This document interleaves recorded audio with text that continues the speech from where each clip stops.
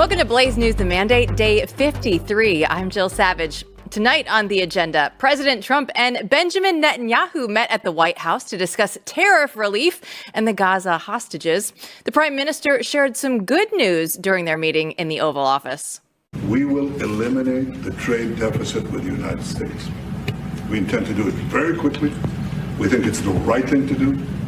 And we're going to also eliminate trade barriers, a variety of trade barriers that have been put up unnecessarily. And I think Israel can serve as a model for many countries who ought to do the same. I recognize the position of the United States. It says, we're allowing other countries to put tariffs on us, but we don't put tariffs on them. And, I'm a free trade champion, and free trade has to be fair trade. After the stock market dipped, critics were quick to blame Trump's tariffs on Truth Social. He coined a new phrase for these people, PANICAN. He wrote, "Don't be weak, don't be stupid, don't be a PANICAN, a new party based on weak and stupid people. Be strong, courageous, patient, and greatness will be the result." Senator John Barrasso defended Trump's tariffs on Fox News. And I appreciate what the president is doing on tariffs, specifically in our home state of Wyoming. In terms of beef, the cattle producers, They're saying it is about time. Yeah. One of the countries that you just showed on that slip before I came on, Australia. Australia has sold $29 billion worth of beef in the United States, and we haven't been able to sell one hamburger in Australia because of barriers. And tariffs are already starting to make a difference. The White House said that over 50 countries have reached out to hold trade talks after the U.S. tariffs went into effect. Trump wrote on Truth Social, "Countries from all over the world are talking to us." Spoke to the Japanese Prime Minister this morning. He is sending a top team to negotiate. Senator James Lankford broke this down on Newsmax. This is an initial shock that is occurring right now. Let's see how the negotiations go around the world, because many countries are coming quickly to say, let's resolve our longstanding differences where we have ripped off the United States for years. Now that train has ended. And so now it's time to be able to figure out how do we actually have good, balanced trade with nations around the world. The EU is one of the nations seeking a tariff resolution, floating a 0-for-0 arrangement on chemicals, pharmaceuticals, cars, and more. European Commissioner President Ursula von der Leyen announced this proposal. We stand ready to negotiate with the United States. Indeed, we have offered 0-for-0 tariffs for industrial goods, as we have successfully done with many other trading partners, because Europe is always ready for a good deal. So we keep it on the table. But we are also prepared to respond through countermeasures and defend our interests. Earlier this morning, there have been reports that Trump was considering a tariff pause. However, the White House debunked this as fake news. Watch. Spoke to Caroline Leavitt, the White House press secretary, on the phone just a short time ago, and she tells me it is, quote unquote, fake news that the White House is considering a 90-day pause. So the White House pouring cold water on this idea, wherever it came from, that they're considering a 90-day pause on tariffs, saying that the president is committed to his tariff regime, and any reports that he's considering a 90-day pause are, quote, fake news. That from the White House press secretary on the record. All 50 states saw anti-Trump protests this past weekend, with protesters rallying against DOGE, the tariffs, obviously, federal layoffs, and immigration reform. And the protesters were organized by Hands Off, which describes itself as a nationwide mobilization to stop the most brazen power grab in modern history.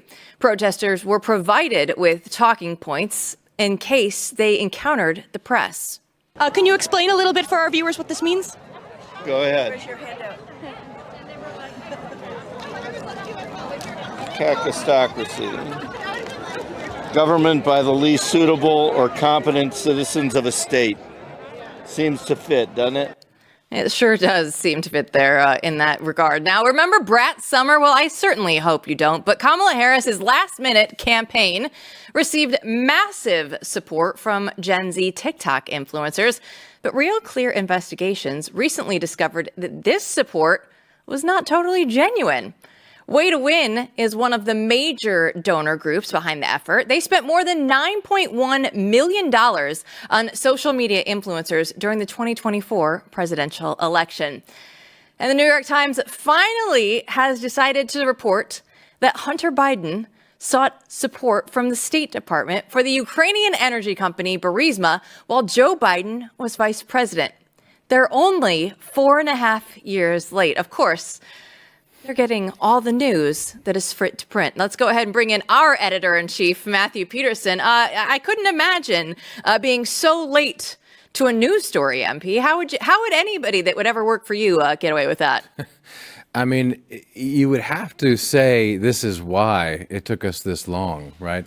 But there's really nothing they can say, so we just wouldn't do this, right? It wouldn't happen in the first place. But I think the thing to notice here is how shameless the New York Times is, how shameless these legacy publications are.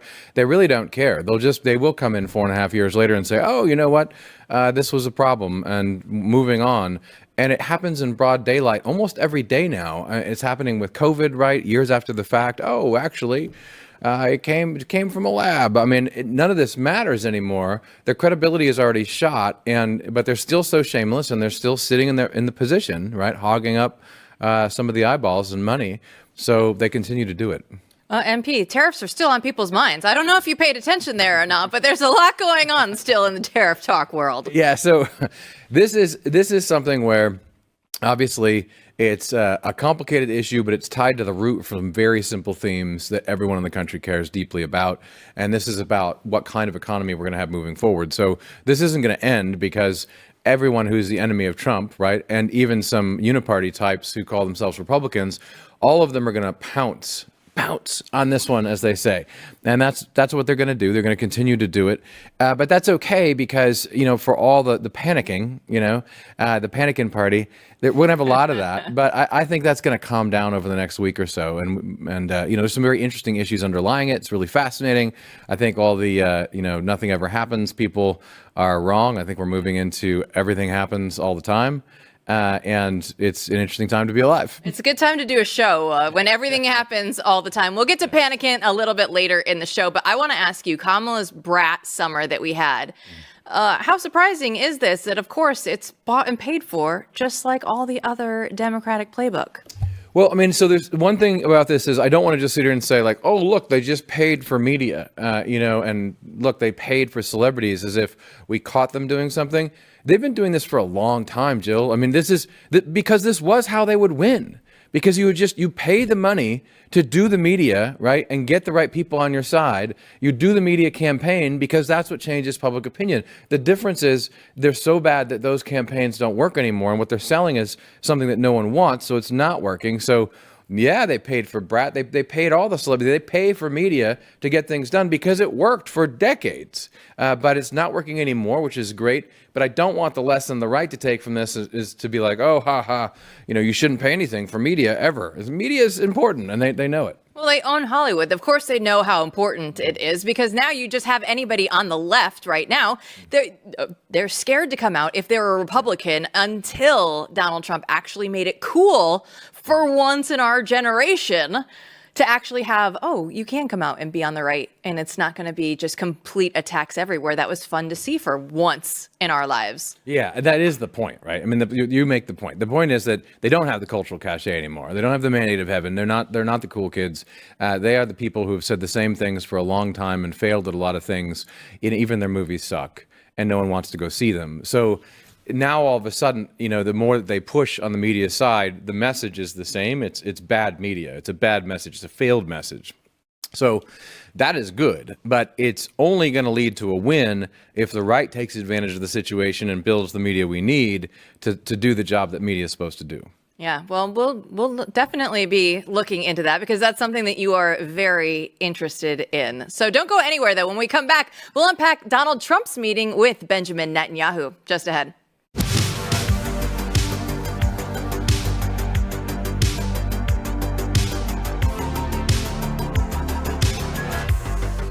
We spend so much time searching for the truth in headlines and conversations, but how often do we stop and ask about what's on our plate? Well, once you start digging, you realize that most of the meat that you find in the grocery store it comes in from overseas. It doesn't matter if it says product of USA or not. It's still imported. That's why I made the switch to GoodRanchers.com, because when you choose Good Ranchers, you know exactly what you're getting. It's just meat. They don't have any of the hidden additives, no antibiotics, no hormones, no seed oils. It's just one ingredient, and that's meat.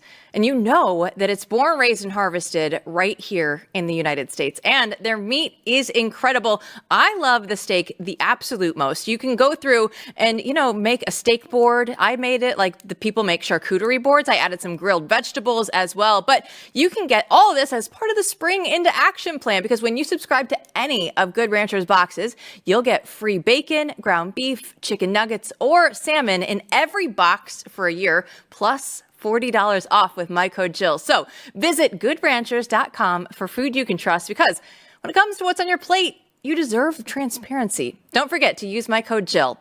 Good Ranchers, American meat delivered. Today at the White House, Benjamin Netanyahu promised to eliminate all trade barriers with the United States, and that Israel can be a model for other nations. So will Israel be able to pave the way for more trade negotiations? Here to break it all down for us is investigative reporter Nick Sortor. So Nick, thanks for joining us tonight. So how big of a deal is this, that Israel is going to get rid of all the trade barriers right now between the two countries?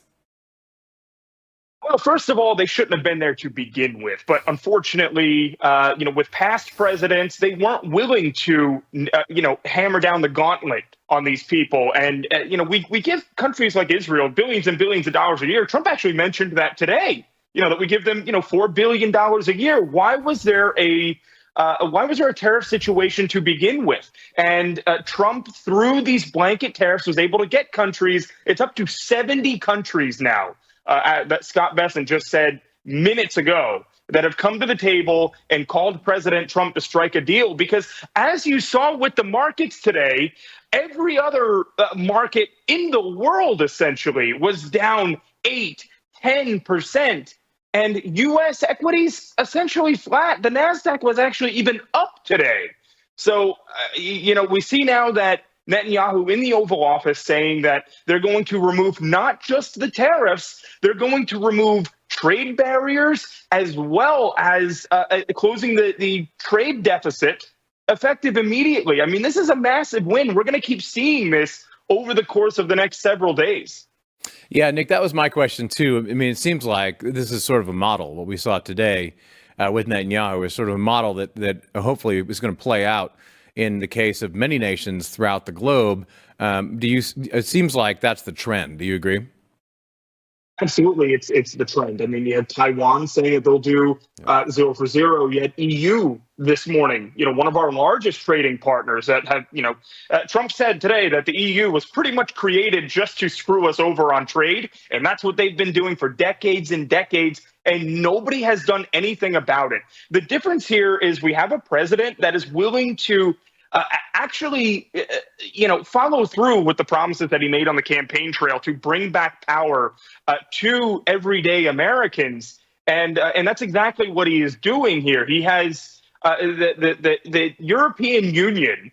That's pretty incredible. We're talking less than a week since he announced these tariffs, and people that were talking a big game before are now realizing that President Trump is not bluffing. Trump in the Oval Office said today that this is our chance. This is our only chance. He's not going to back down on this. You saw the news this morning, the fake news that came out saying that Trump was willing to do a 90-day pause. I don't see that coming. I mean, first of all, they said that that's fake news. The White House confirmed that's fake news. But I don't think he's going to back down on this, because even with all the doom and gloom, the hedge fund managers coming out and said, oh, this is the end. It's Black Monday. Jim Cramer saying that we were going to be down 20% today. Yes. They were wrong. Again, the elites were wrong. I mean, to be fair, Jim Cramer, you can always kind of just go ahead and bet against it. But you know what? Something that's always a big deal is crude oil. And we saw that the tariffs, they're causing crude oil prices to fall to their lowest level in 4 years. Let's go ahead and watch Fox News as they break it down.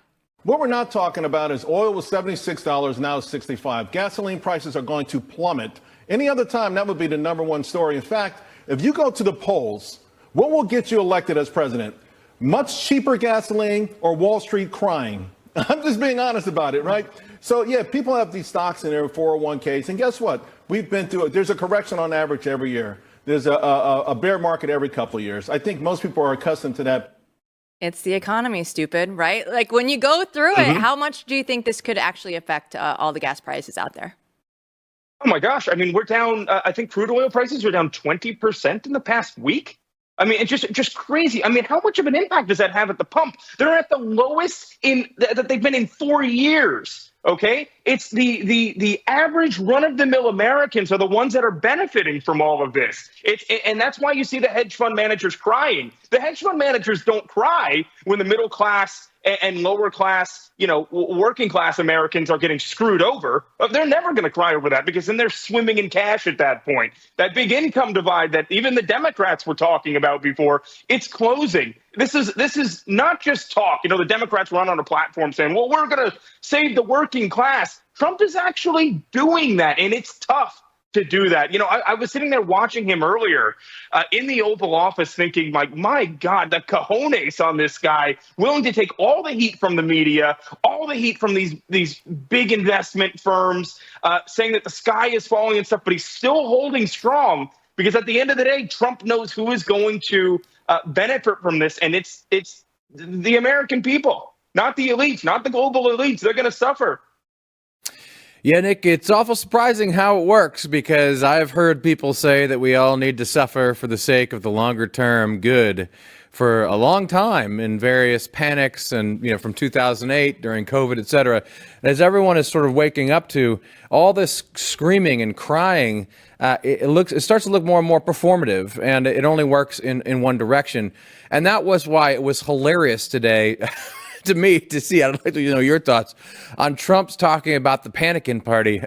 I mean, this might be something we see more of, but the PANICAN party, tell us what your thoughts on that. I mean, it was a classic Trump moment going out. He put out that post on Truth Social saying, don't be a panican. Don't be weak. Be strong. Because it is like this is a little bit of a storm, but it's such a small period in what's going to be a long-term benefit for the United States. The panicans were made out to be fools today. All these big people, all these, people that you're supposed to listen to for financial advice and so on CNBC coming out, the sky is falling. And like nothing happened. Nothing happened. Everything is flat, like I said. And so the panicans, once again, and Trump called this early on. This was early this morning when he made this post. And he was right. The panicans were wrong. And it only took a few hours for him to be proven right on that. Well, Nick, when we last had you on the show, I want to go back to this because I know that your family members were part of that group when conservatives were being swatted. So I want to get an update on how they're doing and just anything that law enforcement may or may not have done since then. Yeah, so I will say the FBI has been fantastic with keeping me up to date, telling me what's going on. They have said to sort of limit they have a lead. So they want me to limit, publicly what I say about it. But you can see me smiling and giddy over here because I know that they're about to nab this loser. So that's coming. And this is not something that the Biden FBI would have ever done, especially because it had to do with conservatives. And so the fact that this FBI is putting resources forward to actually take out the bad guys, people these are terrorists. I mean, what they're doing, they're terrorizing people that are speaking out, and that these terrorists disagree with. So, they're trying to make it so that I shut up. Me and my fellow conservative commentators that have been suffering through this. And it's not working. If anything, it's brought my family more on board with, what I'm preaching. They realize that I'm over target on this stuff because if you're not over the target, you're typically not going to have people trying to terrorize you into silence. That's just how this stuff works. Yeah, exactly. I'm curious your thoughts about this. I think one of the larger issues we're going to see, since we're all three of us in right-leaning media or, non-regime media, whatever you want to call it, and a lot of the audience is understandably, they want to see change right away. And so do I. I mean, I think we all do. You're an investigative reporter. I'm sure you've seen a lot of these controversies start to burgeon, they're growing all over. And I guess I want your thoughts on this, because I'll just give you mine. I think people have to give the administration time, because some people just got into the position, or, are not even in position yet. There's not even full teams assembled. Then they got to figure out what to do with the mess. So on the one hand, I think we have to give, I'm mentioning this because, like with the FBI, you got to give them the time to catch the bad guys. Don't, see some people complaining, like, what are you doing? What are you doing? Well, it's not clear yet. You got to give them some time. And people like you are saying, no, they're doing a good job. On the other hand, though, of course, we want to hold the entire administration accountable for implementing that mandate. Yeah, sure. And when I say that the FBI is doing a good job, I'm saying that the FBI is doing a good job on my case in particular. There are definitely things that I would like to be seen done quicker, I guess we'll say. I think Dan Bongino is going to be the biggest asset to the FBI by a long shot. And so if I trust anybody within the FBI, it's Dan Bongino right now. And he's been, pretty transparent as he's going to be allowed to be, without, destroying investigations or giving the bad guys too much information. This guy has been a deep state marauder for years and years and years. I don't believe he is a patriot, Paytriot. I think that he actually, he's not in it for the money, not in it for the fame. He had all of that before. So why else would he be in it? I truly do believe in Dan Bongino. I wish that we were seeing something on the Epstein files. I feel like we were lied to by the DOJ over that. Just being totally honest, we were told that there were going to be shocking revelations, and it ended up being a binder given to influencers full of stuff that we had already been seeing for years. So I feel like there's got to be more to come out from that. I don't really know what we're waiting for. But I guess we'll give them a little bit more time. But, the American people's patience are running out. I've spoken with run-of-the-mill, middle Americans, out in the Midwest, that are saying, they ask the same question to me all the time. It's like, why haven't we seen any arrests? And I can't give them an answer, because there's only so long they're going to be able to say, oh, well, they're working on it. They're working on it. We haven't really seen any body perp walked at this point. And it's disappointing to a lot of Americans. If there's anything we got to prioritize perp walking. At least one person that was involved in all of the billions and billions and billions of dollars of fraud that Doge has uncovered, or an Epstein client, or somebody. We haven't seen one, and people are getting fed up with it. Nick Sortor, it's like you're reading my mind. We just need one. Just give us one or two, right? There's got to be some low-hanging fruit out there somewhere. You can put the big cases out there for the next few months, but come on, give us one. Hey, thanks so much for your time today. Appreciate you guys. Don't go anywhere. Chris Bedford will deliver a eulogy for modern Democrats next.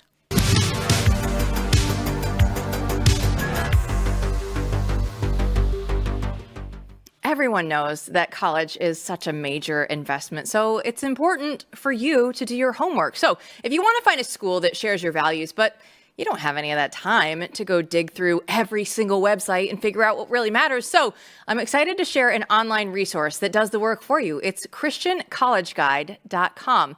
It's an online directory of over 250 Christian colleges. It's a one-stop shop, but like any other college guide, you're going to get the basics. You're going to get the acceptance rates, the tuition costs, the academic majors. But what makes ChristianCollegeGuide.com special is you can actually use this guide to learn about a school's faith tradition, its campus policies. It's going to have all of the spiritual life and show you the college's true character. You'll find answers for over 150 questions for every school profiled, and making it the definitive guide to Christian higher education. And it's completely free to the public. That's right, completely free. So just go to ChristianCollegeGuide.com, create a user profile, and get started today. It's ChristianCollegeGuide.com.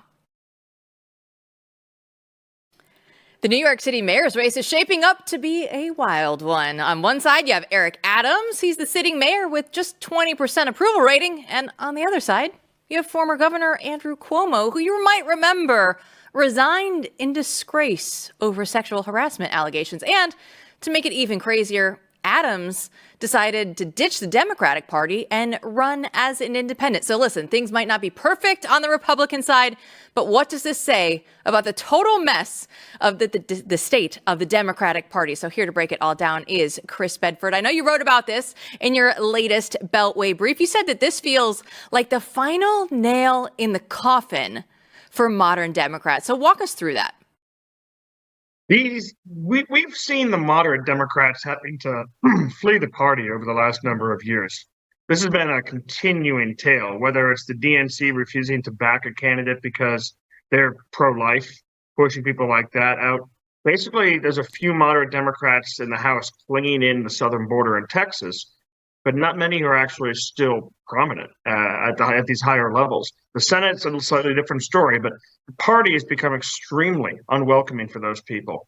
Now, while this has been playing out, you haven't seen a battle quite so prominent as what we're going to get right now. Remember, it seems like a million years ago now, but Andrew Cuomo, 9 years ago, was considered a moderate Democrat.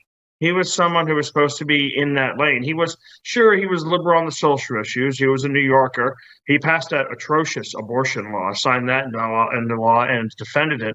But he was a law and order person. He was a try to keep crime off the streets person. He was the sort of things that Democrats have actually straight up abandoned. He wasn't pro-legal immigration. And then you see him change. He kept on getting more and more liberal the higher office he sought, the governorship, and then when he was actually being floated as a potential president, he had gone full left. America was never great, et cetera, COVID lockdowns. So now he's back, and he's going to Eric Adams. Eric Adams is the most prominent Democrat to have challenged President Joe Biden. Because of that, he was prosecuted by the DOJ for ridiculous crimes that didn't even involve self-enrichment. He was dragged through the mud by his own party. And now he wants to actually take a shot and run against Andrew Cuomo. So this is going to be a battle between people who originally were supposed to be those moderate Democrats, someone who now kind of represents that. And we're going to see if there's any home for him in the party. He's keeping the name. He's keeping the D next to his name, but he's not running for the Democratic nomination for mayor. And that's going to be an interesting fight. It is as fascinating as you say. It's a great piece. People should subscribe and read it to the Bedford Brief. I think this is it's fascinating because we don't know the answer. It's not clear what's going to happen here, right? I mean, and I guess the first question I have for you is Cuomo was always interesting to me because he sort of had his own power base. Like you thought he's kind of like a mob boss, right, in New York. It's the way these big cities sort of operate. And he did get decapitated. He ran afoul of the wrong people nationally, really. And so now we have a battle for maybe who controls that mob, right? That mafia. And I don't mean that literally, but sort of, kind of, right? So who's going to take control over that colossus? Then in both cases, it's fair to say these guys have no real allegiance to wokeness or really, any of the remaining factions nationally, which are broken. So is this like two warring mob bosses in New York when there's just an open spot? Yeah, so these guys are both extremely ambitious men. Remember, Cuomo was the secretary for Bill Clinton's HUD when he was like 31 years old. He was a young guy when he first came to Washington, was working in the White House in a cabinet, Senate confirmed position. He'd always had his eyes on the prize, and he was pretty close to achieving Democrats wanting him to run for president when they came down on him for sexual harassment, and he was so suddenly swept away by the moral panic that he'd honestly been a part of and helped stoke, and him and his brother had been pushing as partisan Democrats. But yes, at the end of the day, it is about power, and he's got a really strong machine politic behind him, a political machine behind him.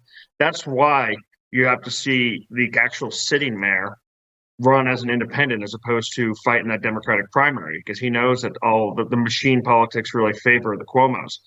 Son, he's part of a political dynasty. His father, Mario Cuomo, was head honcho of New York as well.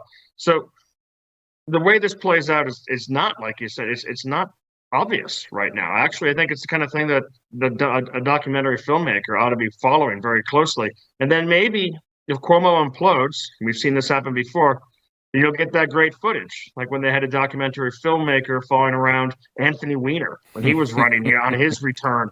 And then the scandal broke down again. And it ended up just being like one of the most interesting political documentaries I've seen in a long time. Who could forget the great Anthony Weiner? We will never forget.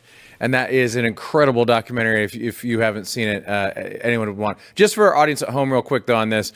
I mean, so are you saying? I mean, Adams is the sort of Trumpian figure, or using that sort of language, and Cuomo, but Cuomo is not someone who can go completely back to the old left either, in the way he's going to approach this race. Well, Cuomo's not traditionally of the old left, but he's embraced it. Or in his last couple of years in office, he went full on. America was never great. Black Lives Matter. We need to work with these activist groups to see if we can bring changes to the police department. Again, the unions don't want COVID lockdowns, rejection of Donald Trump at every single level. He went full blown. Now, Eric Adams he's no champion. He's not someone that I would like to embrace. I mean, I've literally seen him call his enemies Mein Kampf and himself crucified Jesus in the same sentence. He's that kind of just race baiting politician where if you want to attack him, you're crucifying Jesus because he's black or something. But to see them actually, if you heard his announcement language and went through that, he did sound positively Trumpian toward the end. He was talking about cracking down on crime. He was talking about cracking down on illegal immigration. He was talking about New York for New Yorkers. That's the kind of message that is extremely rare these days in the Democratic Party. But New York's also a funny city. New York's the kind of place where you do have the conservative voting police unions. You've got the conservative voting working class folks. You've got those people, even in the poorer areas the Democrats have typically relied on, who've been plagued by crime and are really upset with the latte liberals and may end up backing someone like Eric Adams. It's going to be a clash of titans, though. It's going to be good TV. Well, let's turn our eyes back to your city, Bedford, because the House Republicans, they're going to make the most of the 8 days that they're actually working this month. So I know that they're actually going out there and trying to get the stalemate broken now and get Trump's agenda finally moving again, which we want to see. Speaker Johnson, Representative Anna Paulina Luna, tell us about the deal that they've made and how we can actually get things moving once again in D.C. The deal they've made is a formalization of a rule that's always existed since for 200 years in the U.S. Congress, which is that when one member is burying a family member or out sick, getting a serious treatment or something like that, or maybe home with a baby, a member of the other party will agree, who would have opposed him in the vote, to not cast their vote on that issue. Or I guess in this formalization of bringing back of the actual rule as opposed to just a tradition and a custom that's been practiced, they'll have it so that the vote is logged but does not count. So you can still look at your congressman and say, here's where that person politically stood on the issue. However, it was marked absent because they were showing respect to this member of the other party, the opposition party, who was having a child. That makes sense. That works. That's not remote voting. That's the kind of thing. Actually, when my wife was asking me what a good suggestion would be for this, I pointed to that custom in the Senate. It's like I'm a genius over here. But I guess it took these guys a week to figure it out. I was thinking I should have written about it and just sent it out there. Don't tell that to Peterson. He can hear you. You should have written about it. No, that's great. And so okay, but this is over, right? We don't have to talk about it anymore.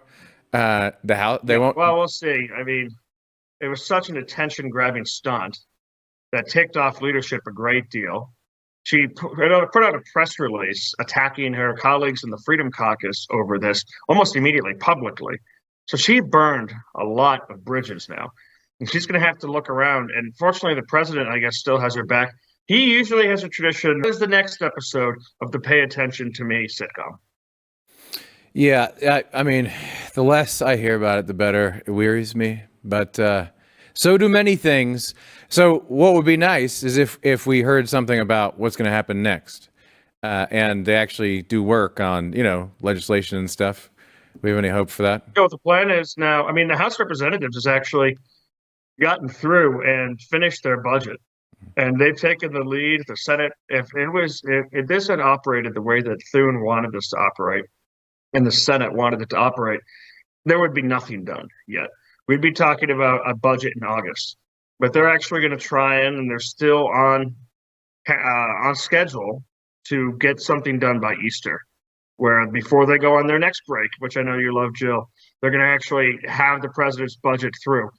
Now, that's all going to depend on how the Senate plays this out. The Senate really hates to work. We talked about this last week. They've been set up for so many different decision points where they're all going to have to work and they're all going to have to vote, and there's room for chaos. And there's just the budget in the House was so carefully negotiated on their extremely thin, razor-thin majority that there's not much room for tweaking. Usually they come up with a budget, they send it to the Senate tweaks it, sends it back. But this is the art of the compromise. This is the compromise package that's already arrived. And I know that members of the House of Representatives are actually having finally discussions with their counterparts in the Senate saying, no, you guys don't mess with this. This is the product. I need you to sign off on it. It's fine. You're fine. So there will still be some horse trading back and forth that has the potential to screw it up before they go to conference and really hash it out and then vote on it again. Yeah, but if the House had its way, it would say, listen, boys, I'm done. You guys pass this and then send it to the president. See, I feel like we've been spoiled by Donald Trump 2.0 because he has been putting out executive order after executive order. There is something new every single day from him. We were just talking with Nick Sortor. We're like, we need some arrests now, right? Like the FBI, Pam Bondi, like they all need to go out. They need to start arresting people, right? And I feel like this is what we're doing with Congress right now because as you point out, historically, the Senate would be waiting until August. Well, this is still doing it, a little bit ahead of schedule. So do we all just need to actually cool it for a second and give Congress a break? I don't like doing that, but is that where we are right now? Yeah, I mean that's what I've been calling my sources all last week and earlier today and saying, "What are you doing?" They were all they were frustrated, and they worked hard to come up with any examples of what they were actually doing. But this is just the reality. Legislation is so much slower than it is for an executive, especially an energized executive that spent 4 years in exile trying to come up with exactly what it was going to do in those 100 days. Congress doesn't actually have any of that organization. It completely lacks it. And as you're fond of pointing out, they don't exactly have the strongest work ethic. Thune's actually made Congress work, the Senate work harder than Senates have in the last 10 years. He's given them the full work week, if you can believe it. He's threatened to make them come in on Saturdays. And that's how we got all those confirmations through. But this negotiation in the House of Representatives, the Freedom Caucus is the reason I think that you got anything out the door at all. And then on the Senate, everyone's sitting there looking at Mike Crapo saying, hey, Crapo, where is your work? And he's looking around saying, why is this my job? So it's just a few key people in the Senate that are holding this thing up, and hopefully they get to it. They all need to get up to Chris Bedford's work ethic, because once you get up there in the DC level, then things are going to start happening left and right. And we need it here on the show. We need the entertainment, right? Like the bread and circuses are fine, but we need some red meat as well out there from DC. Can you let the guys know that? I'll let them know. Come on, boys, get back to work. We need some carnage. All right, we'll see you tomorrow, Bedford. See you then. Well, the new word right now for the English language, it's panicans. We're going to have your best examples right after this.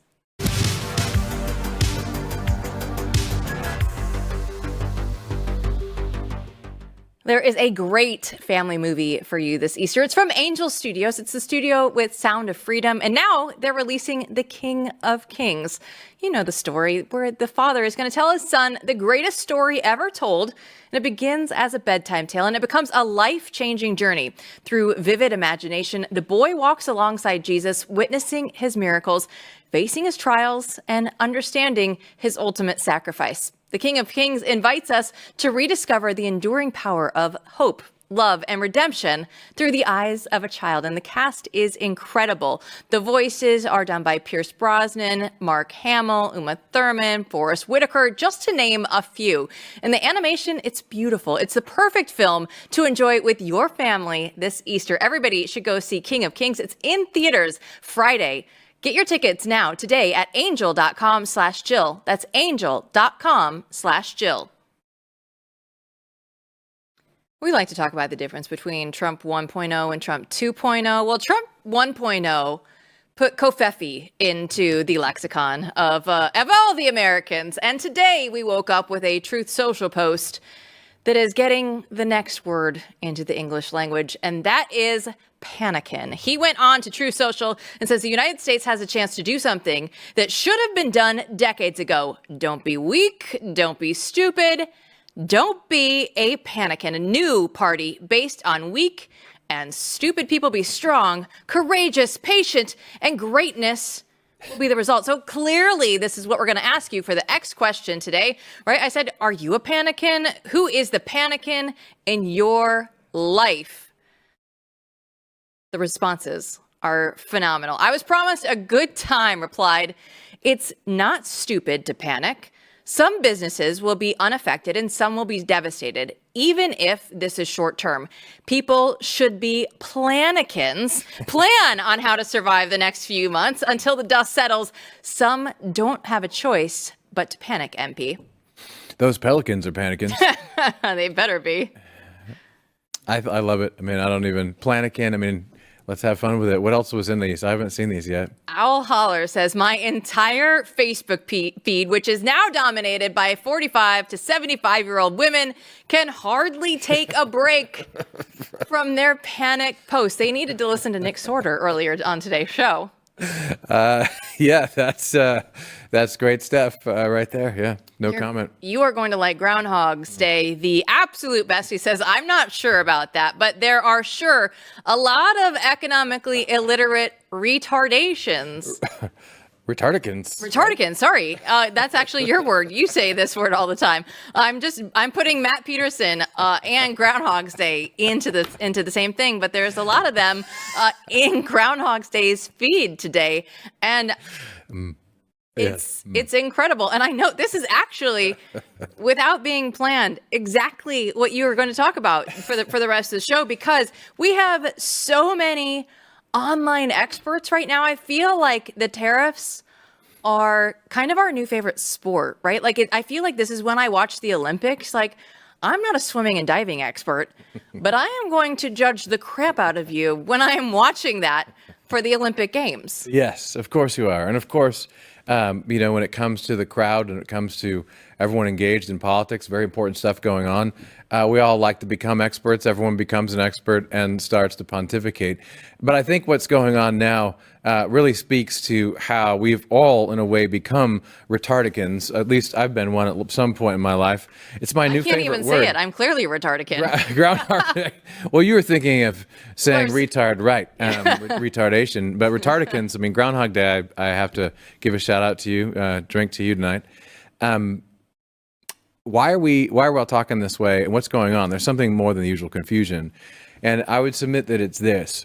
You see a lot of people on both sides of this. I mean, I'm very much pro what Trump is doing, but I think the way in which we talk about these things, we act as if there's a simple right answer that can be determined with data, numbers, or some kind of economic expertise principles. And of course, there is such a thing as knowing about economics, and there's such a thing as knowing about sociology and all these social sciences. But the idea, political science, right? You can study these things. You can actually practice these things in some way. You can become an expert in some part of them. I'm not against experts or expertise. But the problem is, we tend to think that there's somehow like an answer, like a math problem, or that you can argue about these things with facts and data. And the thing is, data in an algorithm can never lead. They can never guide. They can never provide true statesmanship. Data will show you different things depending on who presents it, right?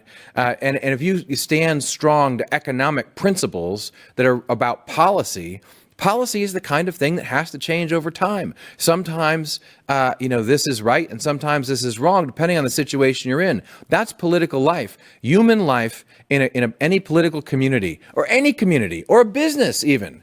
You can't just do the same thing over and over again. You're going to have to change due to the circumstances and figure out what the best thing to do is. And the best thing to do is not going to become apparent by reading Excel charts only. They can be helpful, but that's not how you solve the problem. As you notice how all these people are talking now, as if you must be completely crazy. We all know that a tariff could never, ever do anything good, ever, because on principle, it's a bad thing. A tariff is just a matter of economic policy. George Washington, first thing they did was pass tariffs. Tariffs were used to great effect all throughout the world for a while. Tariffs can be used badly. Tariffs can be a bad thing, right? But the idea that you can just write principles into policy is not the case. There are deeper principles you should go by, but political leadership, and this is what we're forgetting in this country, can't be determined as if it's some simple kind of calculation that some Poindexter, egghead can come out of with a PhD and decide, I have an economics degree and therefore we should do X, Y, and Z. Those people have been wrong about important things for decades. Leadership means you have to take everything into account. And one last thing, and I'll stop. You can't separate economic life and economic matters like tax policy or tariff policy from culture, politics, and the rest of life. You can't separate those things. There are always larger questions at play, right? So this world is a world of trade-offs, a world of consolations. There's no perfect answer when it comes to these complicated problems. And if we understood that, we would at least know how we should be arguing about this, which is in a holistic way about how it's going to affect the entire country and most Americans. All right, well, that's all well and good, but how do we shift the Overton window from tariff talk to just abolishing the income tax completely? Because I would love to do that. Whatever we need to do, whatever we need to say, we will put this video out there and make sure that people know we're for it. Well, look, I think that the first step, if you wanted to get there, would actually be a tariff policy. Exactly. So we are seeing that. And back when we didn't have an income tax, guess what? We had a world of tariffs, and that a lot of the trade talk would revolve around that. People weren't trying to do the sort of thing they are now when it comes to globalization, and you didn't have an income tax then. So if you have any hope for getting rid of the income tax, this path forward would be it. But look, the fact of the matter is also, sometimes change is just better than staying with the status quo when the status quo doesn't work. And we're in a time where we need to radically change. No one knows completely what the new economic order should look like, right? But we know that we need a new economic order and a new economic framework, and that's what this is about. Everybody is looking towards that. And it's interesting, though, just to watch like the price of gold every day, and it keeps going up. And everybody knows something is bound to happen on this economic front. And we'll just keep paying attention because it's going to be unfolding day after day here. Yes, and we will see, but it'll take statesmanship, prudence, common sense, the practical wisdom to determine the right course of action as we move forward. And everyone's sick of some, expert in one field coming in and saying, this is the answer.